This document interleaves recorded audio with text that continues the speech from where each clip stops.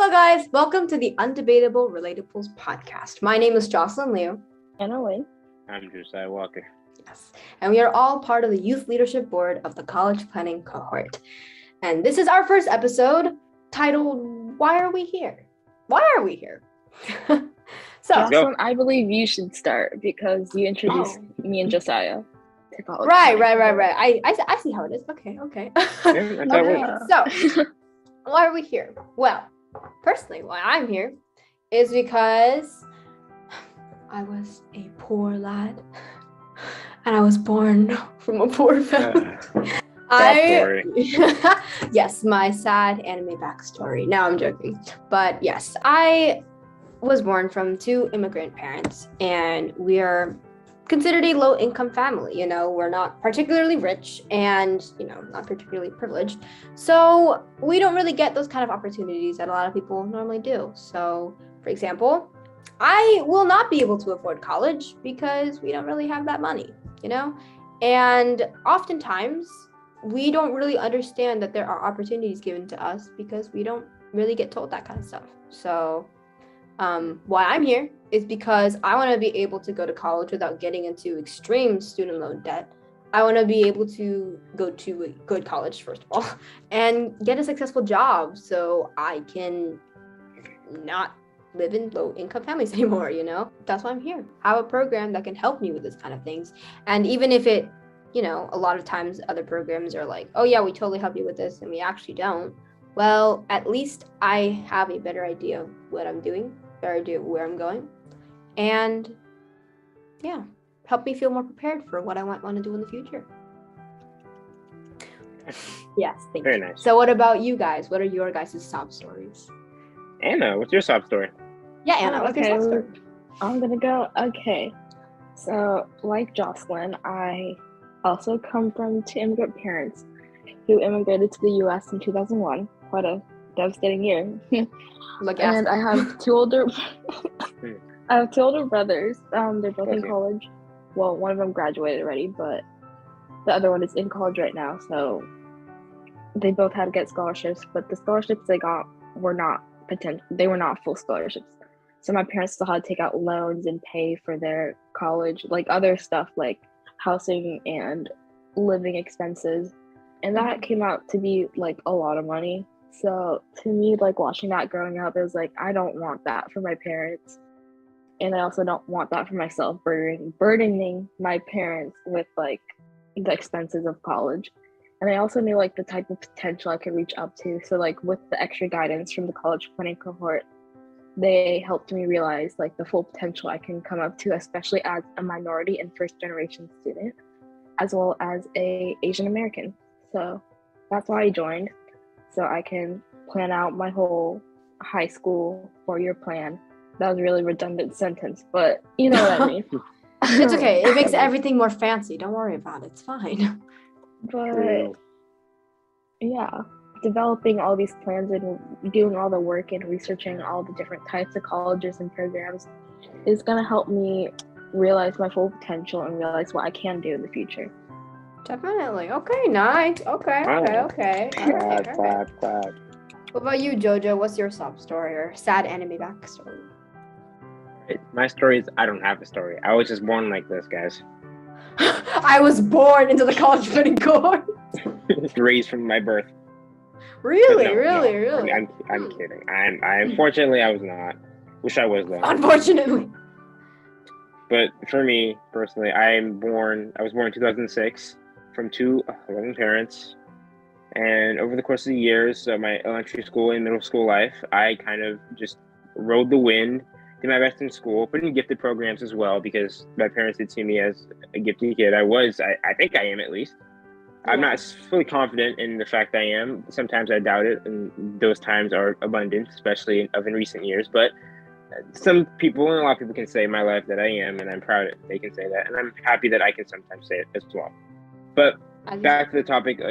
What? Nothing. Go ahead. I'm just commenting. Anyway, so as I went through my middle school and elementary school years, I never really had a certain direction of what job I wanted to go into. I kind of always defaulted to the job of, I want to make games when I'm older. I want to be a game creator. I want to play games for a living. Actually, not that last one. I thought I was different from the rest because everyone else was like, I want to play games for my career, and I was like, no, I'm different. I want to make games. I thought that was better in my opinion. I don't think it is personally. Now looking back, but little me thought it was, and so I'm happy he did. But as I went through middle school, that kind of changed. I wanted to get into a tech class, and eventually I did in my second year of middle school, because somehow they put me in an art class, but I didn't request one. But we don't talk about that. I met a very cool friend there, and I'm glad I did. But on my 7th and 8th grade year, obviously I got into the tech class. It was awesome. I enjoyed the teacher. He was super cool. Learned a lot of things. I got a DIT. I got the DIT after that in 8th grade, and I have a certificate for Microsoft Word, Microsoft PowerPoint, and Microsoft Excel. So I give you some access to some high school classes. So I'm happy about that. But more importantly, something really, really influential happened back in 7th grade. It kind of all started with a PowerPoint presentation that I had back in my gifted class. When I finished doing my PowerPoint on a certain song and dance I did, it was pretty awesome. But I finished that. My teacher said, "Wow, you could be a TED talker one day," and I was like, "Thank you." And that somehow was always in the back of my head whenever I was doing presentations from that point on. So I joined FBLA as well later on that year, and essentially it's Future Business Leaders of America, awesome club. You guys should join it if it's at your school, if it's up your alley. But essentially, I joined an event that was called Public Speaking. Attended the event, completed it, and I got to states. And I was so ecstatic. I got first place in districts as well. And that kind of, from that point onward, pushed me towards more public speaking, outward events. And now we fast forward to high school, where I joined FBLA again. And now, thanks to the College Planning Cohort's help, I was able to develop that gift. And with that gift, I'm able to take certain paths and understand more about college, thanks to the College Planning Cohort. And honestly, without them, I would have no kind of grasp of what college is without them. Obviously, I knew a little bit. I knew the basics, but I didn't know there were HBCUs or you could do enrollment as well. There's so many things I didn't know, but the College Planning Tour told me, and that I'm going to use these next 4 years to make myself the best college candidate I can be. Nice. Okay. My backstory. I feel like y'all's is like so intricate and so good. I feel like mine was way too short. But that was really good. Mine was a little too long, and it was probably the perfect fit. Anna's was magical. It's so good. Yes, but yeah, obviously, like the College Planning course definitely helped us and prepared us more for what we want to do. You know, our high school plan and stuff. But I feel like a big thing also with like why we're here is also what we want to do. You know, what we expect from ourselves. Because often like. The reason why we want to do things is because it's like, hey, we don't want to put a burden on our parents, you know? We don't want to get a student loan debt and stuff like that, you know? All the specific details. You're good. A big part of why I'm here is because I want to be someone who makes a change when I grow up, you know?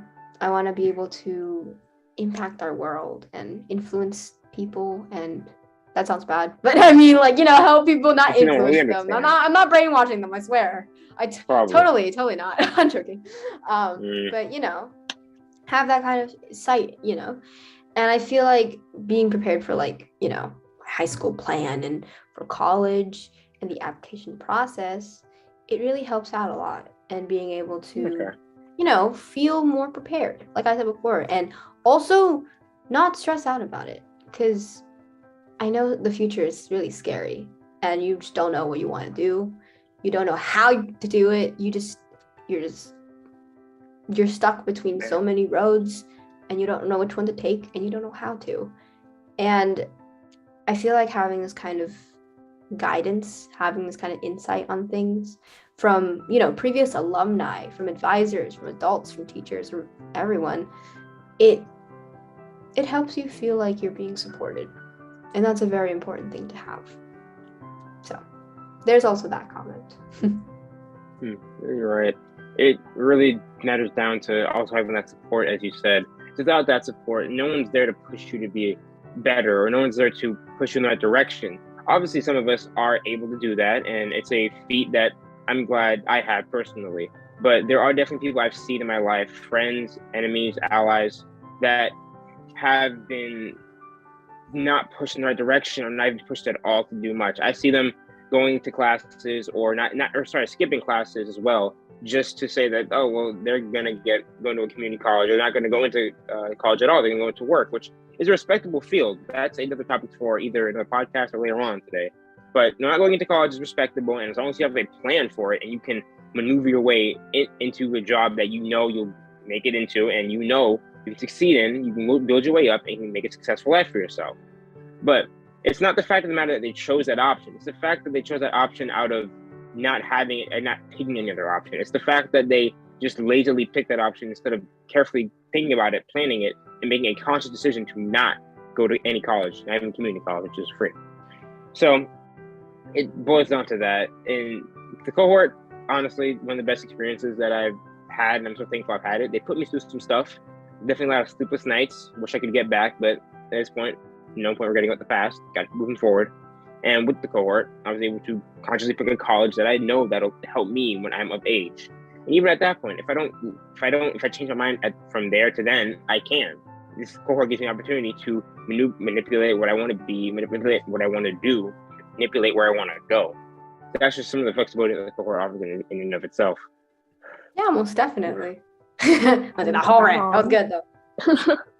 To add on to like both of those things, I'm not the best at time management. So like whenever I find the time to do something, I do it. So like oftentimes if there's like free time in class and I have nothing else to do, I'll work on the college planning curriculum. And a lot of people in the class are like, what's that? That's not any of our classroom. And I'm like, oh, it's college planning cohort. And they're like, what? And I'm like, yeah, college planning cohort. But then they're also like bringing up all these questions like, you're just a freshman. You already do 7 clubs. Why are you going to worry about this too? And it's like, that's a good point to bring up later. Yeah. Mm-hmm. And it's like, well, why not? Because I have plenty of reasons to be doing this, like being first generation and a minority. And because I'm an IB, like some of the programs they use are not exactly like targeting specific things that colleges look for. And Mm-hmm. IB also just like, it's very stressful. So like doing all these things at once like helps me like, obviously it adds more stress, but also helps me like find ways to manage it more. Which that's kind of like going off the topic, but back to the topic. It's like It's okay. It's like I'm doing this for myself, and I present this idea to other people that I think would like it, and they just say no. It's like, okay, it's not for everyone. It's more of like a program. Like if you have enough ambition and you're willing to go like 110% that extra mile to get where you want to be in life, then you do it. So that's why I'm here, because I just want to be like successful in life, because I've seen so many people in my family and stuff have their life like be crumbled from immigration and stuff like that, because it is a hard transition. So like for myself and the future generation, I want to make a difference. I understand that. Yeah, I stand for that too. I feel like like a big thing, like to comment back to like when people are around you are like, oh, you're just a freshman and stuff. Yeah. That's always so fun to hear. Yeah, because I understand that if the program is not for some people, and I completely understand that, because I understand people don't have enough time to do it, and that's not bad. It's not at all. And I don't want people to feel forced to do this program. Like I know a lot of people whose parents forced them to do it, but because they don't want to do it, they don't gain anything from it, which is not what the program is for. Like obviously it is very beneficial. And the fact that your parents are forcing you to do it, it probably means because it is beneficial. But I mean, at the same time, you probably are not going to like anything your parents are forcing you to do. If you are forced to do anything, obviously you're not going to like it. And I feel like because of that factor, a lot of people don't enjoy it, and a lot of people don't gain from it. And from that point, the entire benefit of this entire program is just stripped away from it until it just becomes, something you just don't want to do, something you put off all the time. And it's not something you learn from, which is not good. So I feel like I often, hey guys, you should join the college planning cohort, because I see a lot of people who have potential. There's a ton of people. Yep. Yes, there's a ton of people in this world who are gifted. They have potential, and it's in more ways than just academic. Sure, they're academically smart, but hey, they can act. Hey, they can sing. Oh, they can play piano. Oh, they're a really fast runner. Oh, I can't think of anything else. I'm blanking, but they can do all these good. They can code really cool. They can make these arts and crafts. They can write really, really well. Oh my goodness, they really care about the environment, you know? There's so many different aspects to a person than just their grades, just, their transcript. And I feel like that's the reason why this program is so important for that, is because I'm going to be honest here. This program actually really helped me figure out that I'm more than my grades. And that's really important, because often people, especially, because you're in school and maybe because of high expectation parents, maybe high expectation society and, your peers and stuff, and constant competition and comparison, you will always feel like the only importance you have is your own academic intelligence, when that is not true at all.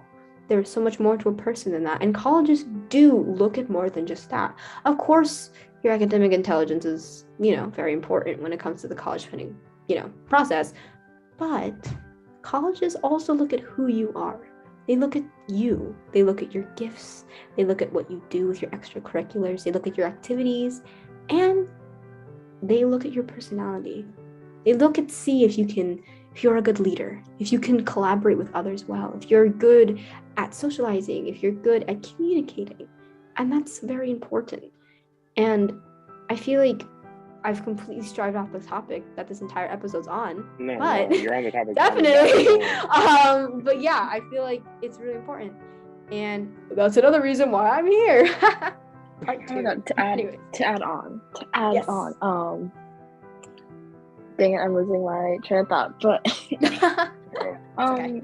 Like the college planning cohort, just realized like I should not be competing against others. I should not be like, obviously it's good to like strive for valedictorian and stuff like that, but really your journey through high school is a competition against yourself. Like high school is that time of period where people like discover what they like, what their weaknesses are, and what they like doing. And that's really just a journey of finding yourself and competing against yourself to see what you like the most.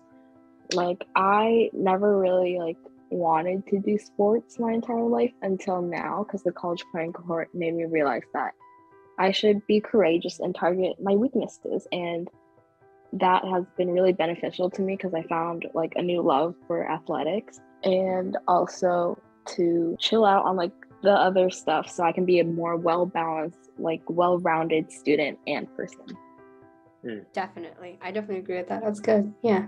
Speaking of why I'm here, I want to talk about how I got here in the first place. Not obviously, I mean mentally obviously how I got here, and physically yes, but I meant by my friends, honestly, how I got here from them, thanks to them. Not by my parents or by some teacher recommendation. I got here thanks to recommendation from a friend, and that friend was an undisclosed name I won't talk about because I don't know if they're comfortable with this. So they basically got me to the club. They told me this, that it was basically a college preparedness course that helps you get ready for college and helps you get informed and knowledgeable on things you need to know. And I was like, whoa, college?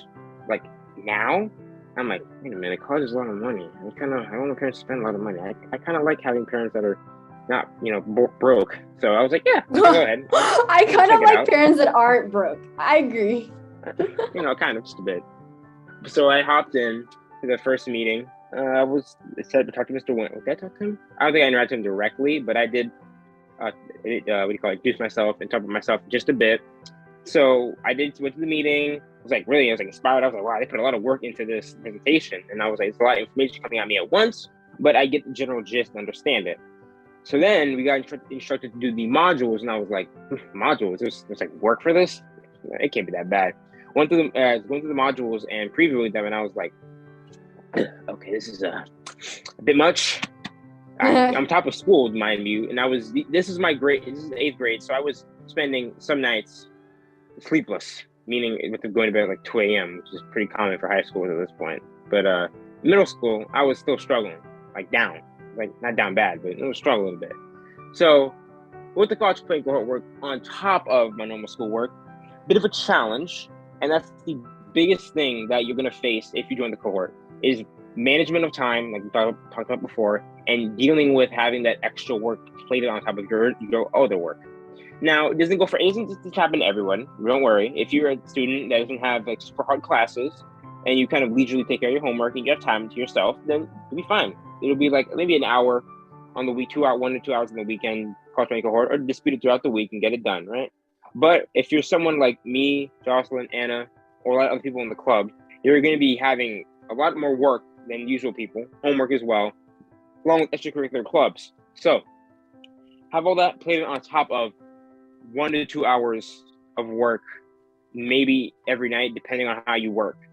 So it's a challenge, and it's honestly, it's hard as hell to go through. There are times where I thought, I'm just going to stop, I'm just going to quit, I'm done, this cohort, I can find another one next year. No, that wasn't the case. I kept going. I stayed up those nights. I drank coffee if I had to. I don't know. I just made sure I stayed up and I finished my work. I got it done. And thanks to my commitment, I stayed in the club. And look at me now. I'm vice president of the youth leadership board. Like, I'm so proud of myself for doing this. And it's made me just accept that, yeah, I can do this if I push myself to do it. Using that same energy and ungodly force that keeps me up at night to put my work and invest my energy into this cohort, I can get results out of it. Granted, I'm not always the best at the presentations. Honestly, it's because I don't honestly put my full effort into them. I put my full effort into typing them out, writing the research, and things like that, right? When it comes to the presentation of the presentation, it's not the best. It's a basic template, nothing crazy, but I make sure I put all my work into it, and the effort that counts, the information. The visuals are for show and can help you get, and you can, if you want to do it, go ahead. But I believe that putting your maximum effort into the essential part of the presentation is what matters and should be focused on the most. You have to put the work in. This is why it's important that you feel ambitious about it. This is the reason why you need to actually want to do it. Because if you don't want it's all about the drive. You gotta have the drive. Power. It's about drive. It's about power. I was doing a clever little thing where I kind of integrated the lyrics into the words, but you messed it up. Okay. Fine. Continue what you're saying. Well, I'm stumbling on my words. But one thing about the college planning cohort is that it like helps you develop your work ethic, and work ethic think can over trump over like. I don't know. I feel like work ethic can be more important than intelligence sometimes. Because I don't know what the word is. Because an average person with good work ethic can make it really far, while a smart person who is lazy and doesn't have as much work ethic could just lay around, probably not want to do anything. So I feel like work ethic is also a big part of it. With the right ethic, you can be productive, you will have the motivation, you will have the ambition to do everything. I agree. And it's the same concept as when people are what matters most, hard work or talent? That's something very important when it comes to this program. Because this program, who cares if you're more talented? What matters is if you're hardworking.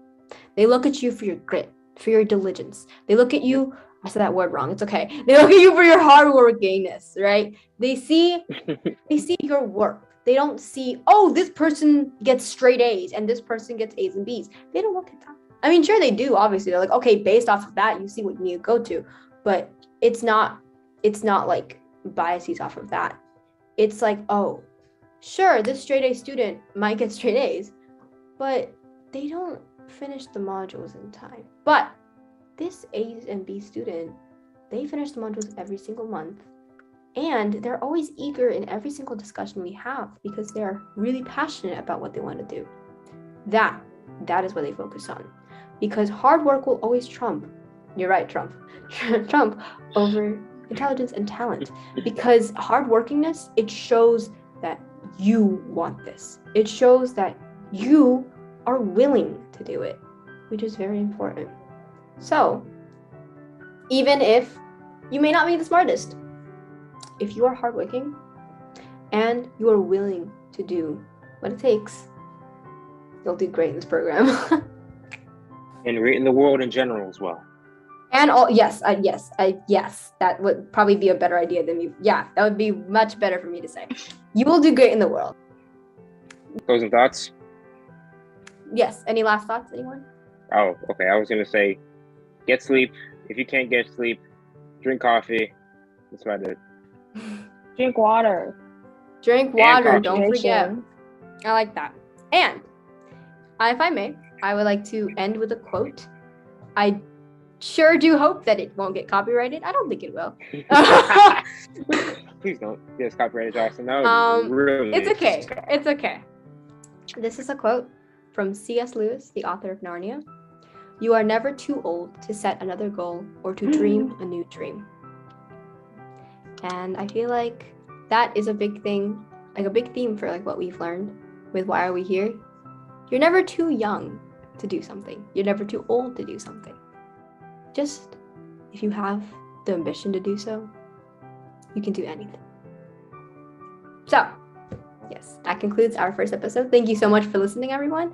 You can watch us on YouTube, which is probably where this is going to be posted anyways. So Yeah. we're good. We will see you in the next episode, most likely in the middle of February. Yes. And expect that episode soon. Thank you for listening, and we hope to see you soon. Bye. Bye-bye. Boom, ba-dun, dun, boom, ba-dun, dun, dun, dun, dun. Yeah.